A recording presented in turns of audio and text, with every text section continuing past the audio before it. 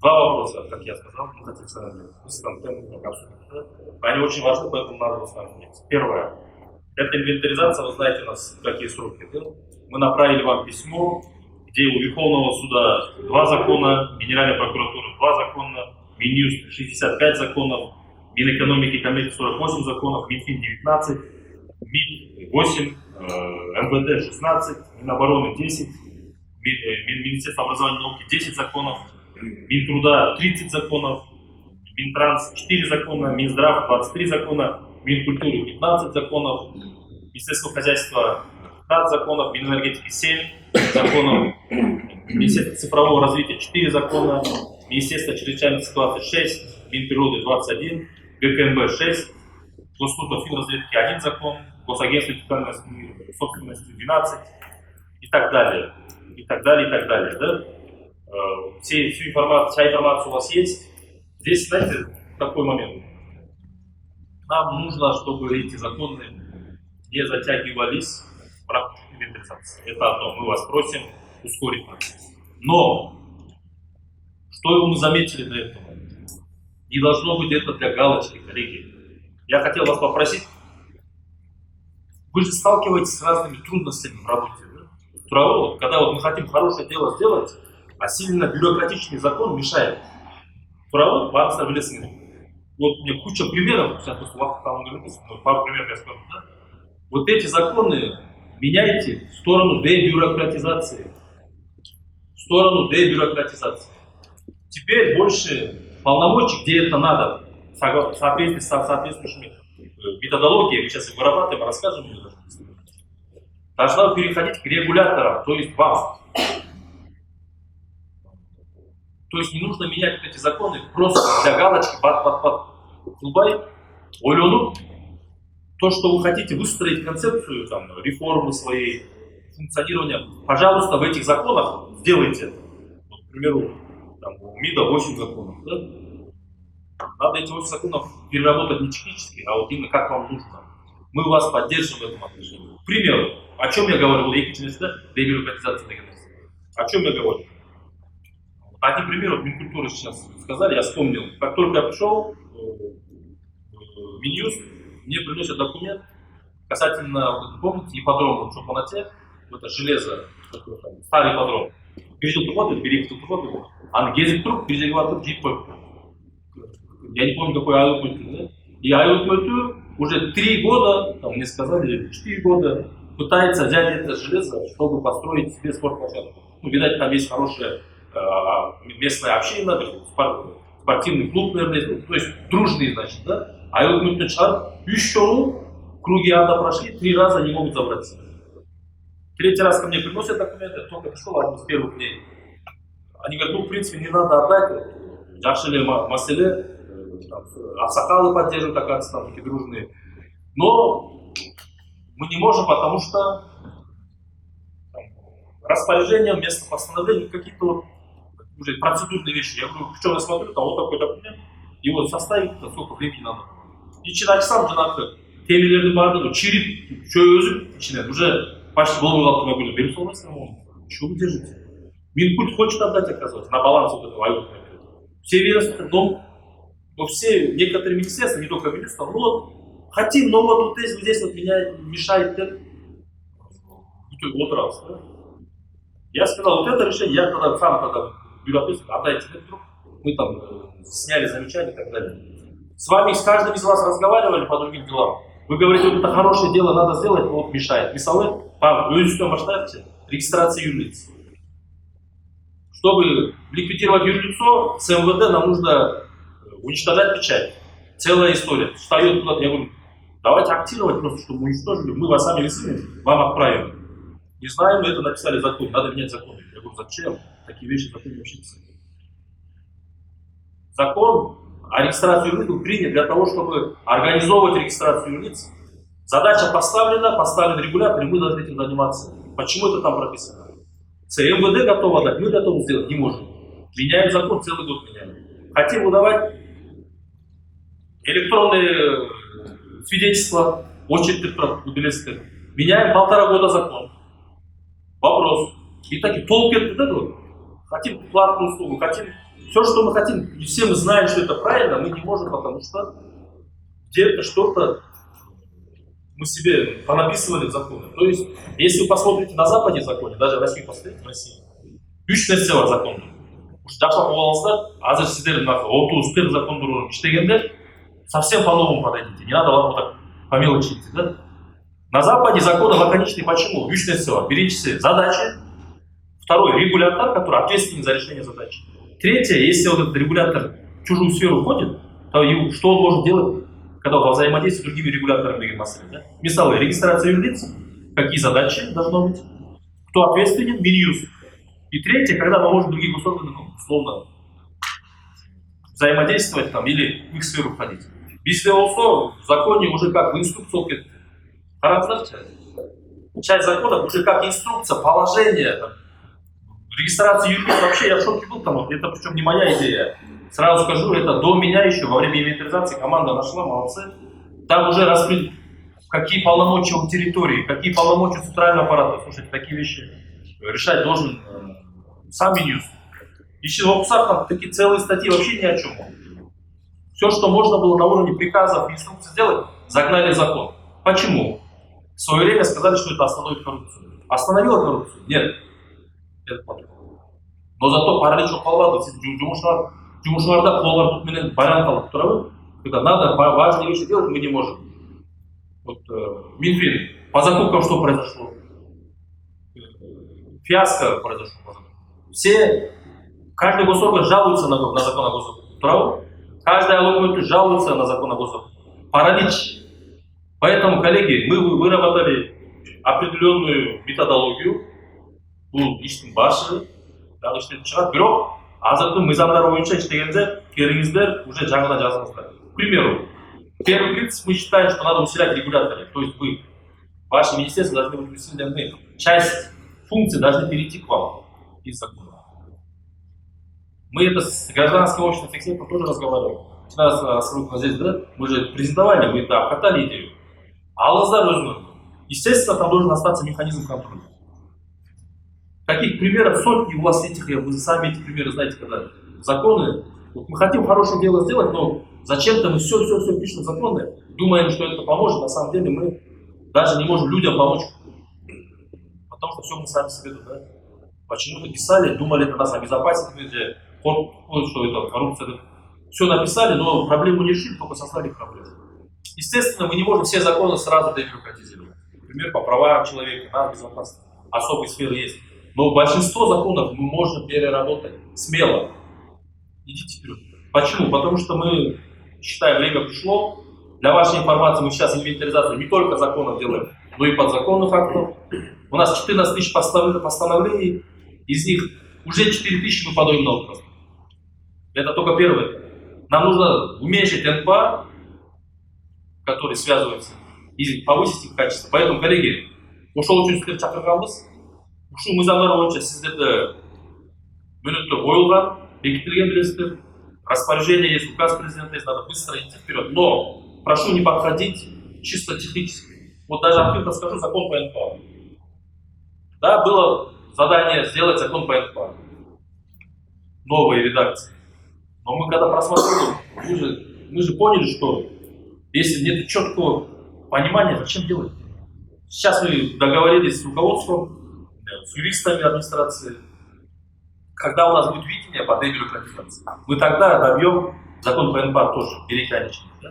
Шашып, ради галочки, жаңы жылдың алдында же илада бүтін ояз деген уже керек жоқ. Коллегалар, закондарды шашпай, старайтесь пишать. Жаңыдан ойлап шығыңыздар, чтобы они вам помогали, они связывали. Естественно, коррупционные риски, это все мы должны учесть, связать. Еще один пример, же нам мировая практика, что законы лаконичные, четкие. И очень часто на английском языке, кто знает, или даже в России, вы можете в законах встретить принцип разумности. Разумный срок, кто отдушный, разумные меры, бирда закона джоганда. Как вы думаете? Потому что нам в голову били, что законы не должны так писаться. К примеру, если я могу проблему решить, вот я МИДИ когда работал в ТКС, бабушка какая-то приходила, я помню, с РФ, легализация, и говорит: сынок, я прилетела сегодня с России, мне жить-то негде, я вот там каких-то соседок попросил, я говорю, мол, бутюрперч, там, то ли наследство, не помню какой документ. Мен алып кетейін дейді Россияға. Я знаю, что легализация занимает, можно за 2-3 часа сделать. Там, по сути, документы пробил, аяқтадым, шеф киргизы, бол қойды, печать етті, да? Я делаю, мне говорят, нельзя, почему? 3 дня. А тогда еще вообще 5 дней было.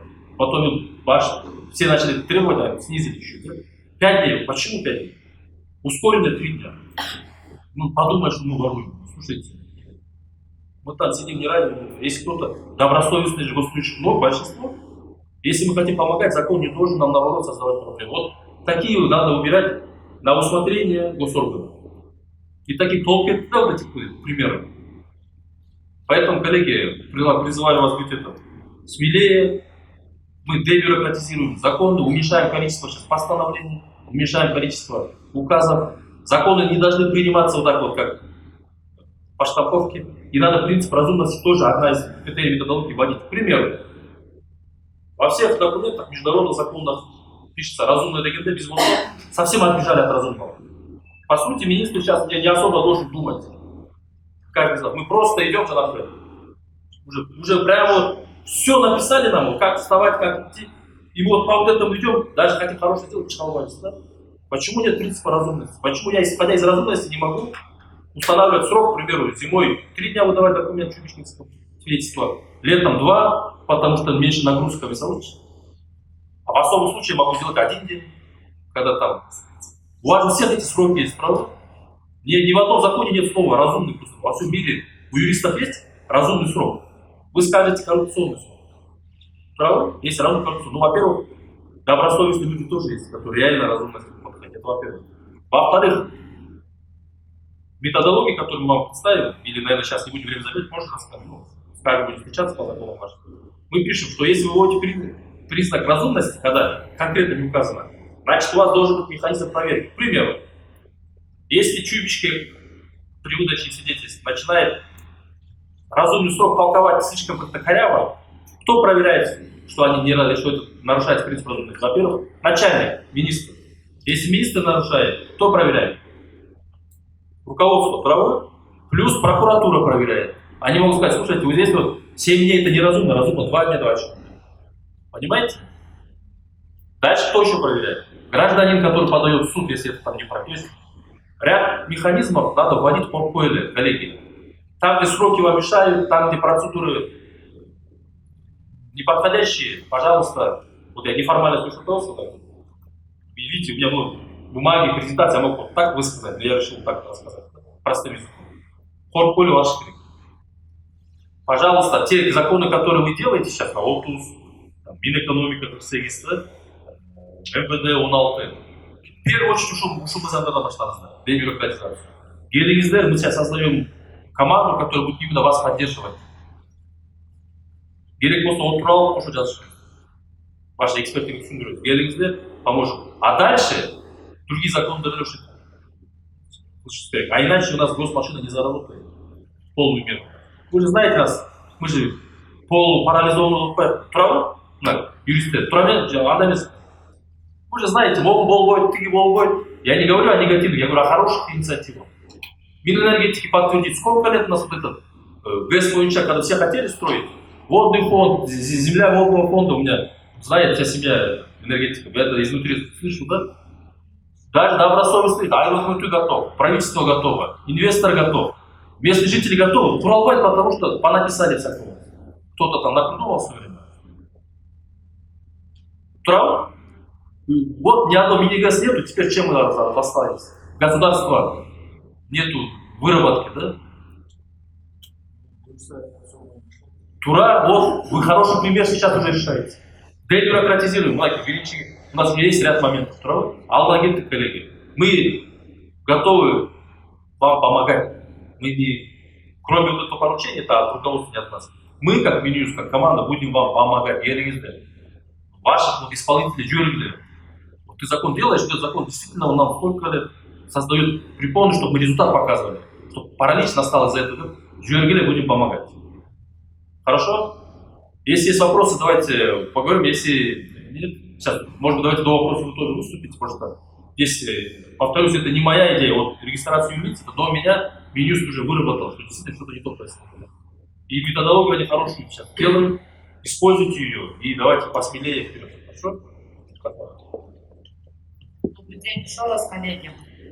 По методологии вкратце, мы, конечно, в последующем вас пригласим более подробно это объясним, покажем, все, будем вместе работать. Сейчас вот просто такие небольшие ремарки. Да? В первую очередь я бы хотела напомнить вообще, что такое закон, что такое суть закона, что такое дух закона. Когда мы пишем законы, я прошу вас всех всегда помнить, что такое закон. Закон – это нормативно-правовой акт, который регулирует наиболее важные общественные отношения. Не нужно пытаться подмять закона подзаконный акт, что у нас очень часто происходит, когда госорган пытается какие-то свои полномочия защитить, или какие-то вот прописать, допустим, требования, да, там, к предоставлению документов, требования какой-то определенной процедуре, он это все пытается в закон вписать. Но в большинстве из них это все может решаться на уровне подзаконного акта. Вот наш закон о госрегистрации – это яркий пример. Что такое закон? Какие важнейшие отношения регулирует закон о регистрации?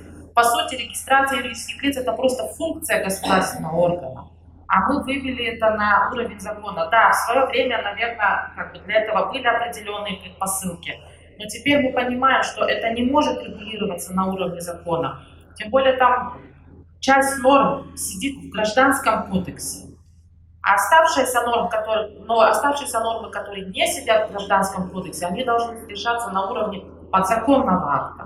Поэтому я бы призвала в первую очередь всегда помнить о том, что такое закон, и что он не должен подминать с собой подзаконный нормативно-правовой акт. Для этого и выстраивалась в свое время веками, да, существующая система нормативно-правовых актов, система иерархия нормативно-правовых актов, что да, у нас есть Конституция, у нас есть закон, и есть подзаконные акты, которые тоже должны иметь какую-то свою сферу регулирования. Потом второй момент такой. У нас очень много законов, которые регулируют те отношения, которые в принципе не надо вообще регулировать. Допустим, такие законы, это тоже популистические законы, тоже они принимались в свое время для каких-то определенных целей. Допустим, тот же закон о юбилейных мероприятиях, да? Закон о йодированной соли и так далее. Таких примеров очень много. Поэтому от государственных органов очень тоже, это все в основном законы, которые депутатами разрабатывались, но от государственных органов тоже часто приходят такие законопроекты. Например, законопроект, что у нас там было, о меде, да, пытались законопроект, о пчеловодстве законопроект. Я всегда прошу вас всегда помнить о том, что не все общественные отношения должны обязательно каким-то законом регулироваться. У нас есть уже законы такие о животном мире, да, там, где в рамках этого все, об охране окружающей среды, где в рамках этого многие отношения уже отрегулированы. Поэтому это сейчас это первые наши такие наработки по поводу принципа разумности, да, принцип разумности тоже. Как это использовать? Не все может быть и не все нужно прописывать в законах. То, что я с Батыркош говорит, принцип разумности. Допустим, я пример этот постоянно привожу. Закон об административных процедурах. Мы рассматривали административную жалобу. По закону эта решение по жалобе должно вступить в течение 30 дней после рассмотрения. Но если это делается 30 дней для чего? Для того, чтобы если заявителя не удовлетворит решение, он мог обжаловать. Но если мы приняли решение в пользу заявителя, почему мы не можем сделать так, чтобы жалоба вступала в тот день рассмотрения? Да.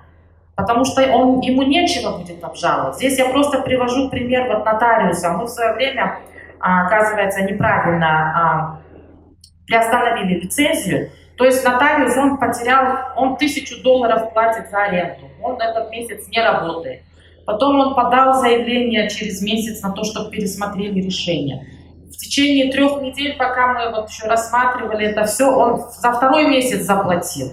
И тут, получается, мы говорим, да, мы неправильно приостановили вашу лицензию, и она еще должна вступить через месяц только, это он еще 3-й месяц будет платить. Мы же ему потом не возмещаем же эти расходы. Хотя, в принципе, он мог бы подать на нас потом, чтобы мы возместили. Поэтому как бы вот такие разумные подходы должны быть. Допустим, вот взять, если образовательную лицензию, там есть такое, что вузы должны быть, иметь здание на праве собственности или аренде. Но нет, оказывается, слова о том, что может быть безвозмездное пользование передано. И вот проблема. Да. То есть, вот, то есть я думаю, что здесь как бы вот, госорганы тоже должны уметь проводить, да, вот такие разумный подход применять при вот рассмотрении вот таких вот практичных тоже вещей. На 2 заседаниях правительства я открыто это озвучивал. Кабина. Мы говорили. Давайте, я вас услышал, мы, наверное, может даже через Кабмин. Ну вот вы должны понять, да? Методология, біз грант алған жоқпыз, ақша алған жоқпыз. Бізде ушундай даяр документ болса жібермейміз. У нас видение есть, мы его прописали, как смогли. Потому что здесь нету формул, опять же, мы не должны бюрократизировать процесс. Каким должен быть закон? Вы где-нибудь видели, что мы инструкцию дали, да? Какая наша инструкция широкая. Поэтому мы кратко, наверное, напишем, может как сообщение, вот этот жюрис, четкую такую прям вот идеально написанную методологию нам сложно будет сразу сделать, утвержденную. Знаете почему? Қайрат режим жүргіз. Біз уже башқа жүрміз. Сіздер, главное, вот видите, госмашина будет работать или нет, от вас. Решения, когда принимаются, главное стопер юриста решить, да? И если вы почувствуете в первую очередь, мы тоже будем помогать. Вот на примере, да? Надо идти, я вот о том, когда мы разговаривали, если вы почувствуете и начнете с примерами приходить, законами конкретными, у нас эта методология до конца оформится. Вот когда мы с вами обсуждали, нам было сложно придумать, мы сказали, давайте идти. Реальный закон алды и işte başladık. Мне учать регистрация. И вот что эти принципы начали выходить. Срок для всех един до 1 апреля 2022 года. Но это срок уже, когда как бы, проекты должны быть внесены хотя бы в администрацию президента, да, для дальнейшего направления в Джугурту-Кенеш. По поводу взаимодействия с другими государственными органами, я думаю, что в принципе это так и подразумевалось, что все законы, которые требуют участия других государственных органов, они должны вместе прорабатывать этот вопрос. Если у вас не получается, да, как бы связаться с Министерством цифрового развития, то давайте тогда мы как бы поможем вам. Тогда в рамках инвентаризации сведем вас, чтобы они выделили вам сотрудников, которые могут принять участие. Еще ГРС нужен будет и местное самоуправление. Ну, да, то есть вам уже нужно будет конкретно четкий перечень вопросов, которые вы хотите от Министерства цифрового развития, они уже вам дадут тогда конкретно своих специалистов. Ну, то, что у вас ваш закон до 2025 года вступает в силу, мы уже с вами это обсуждали. Я думаю, что, в принципе, если вы сейчас потихоньку как-то работаете и до 1 апреля успеете, я думаю, здесь ничего страшного. Будет, ваши поправки, значит, тоже вступят в силу с 2025 года, потом, когда закон будет принят уже. Это же новый, да? Давайте, коллеги, тоже перечислен рахмат айтып қояйық біз әлі бар. Мемлекеттестігі өткен сроқты сіздерге 3 күн бұрын шойып берген мінекей бұл жерде команда болды да. Ушуга чейин срок мөөнөттү өзгөртпөсө, анда 1 январь болот. Бирок биздин эң негизги аргументибиз кандай болду дейсиздер? Бир эле болду. Биз айттык, мы же не для галочки даже сейчас закон делаем. У нас момент, когда мы даже поменять по-настоящему. Поэтому тарым бағыла. Если мы почувствуем, что вам дали срок, но вы не подошли по новому закону, тогда значит мы скажем, действительно, мы просто так значит продлили срок.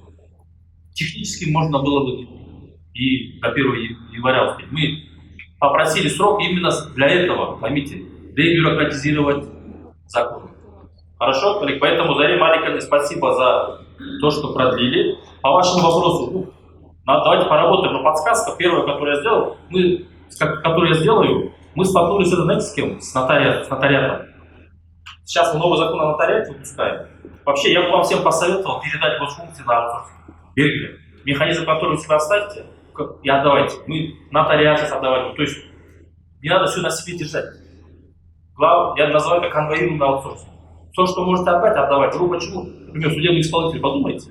а конвоируем аутсорсинг. Вот судебные исполнители, вот частные, да, вот мы судебную экспертизу сейчас будем выселять, чтобы частный был в руке. Мы контролируем качество, там, возможность коррупции, да, но пусть частники работают. Это вот весь мир дает, не надо себе намыкать. Это первый совет. А вам конкретно теперь, вот нотариат, мы это делаем сейчас, но, опять же, коллеги по старике начали все писать. 1 апреля мы дождался, я говорю, слушайте, закон о чем? Задача создать единую нотариальную палату. Бах. Кто регулятор? Минюс. Бах. Я сказал, дорожную карту на Минюс приведите, все. Зачем закон? Да, все пишите. Кто с кем? Дайте мандат регулятору. И теперь новая вещь еще закона будет, сквозной мандат. По присяжным заседателям сквозной мандат у Верховного суда будет. Вы сейчас напишите туда Минцифры, ГРС, название изменится перед желанием. Где у нас стоят?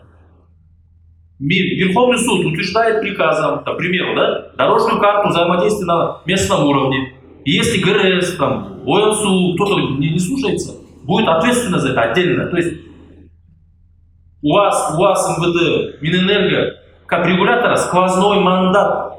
Это я имел в виду. Задача регулятор, механизм взаимодействия, где он может других давить, где он может чуть-чуть подвинуть, заставить других помогать. Вот третий механизм не значит, что название других госорганов. Там написано, что он, как регулятор уже, принимает такие решения, которые входят в чужую сферу ответственности. Что это стоит?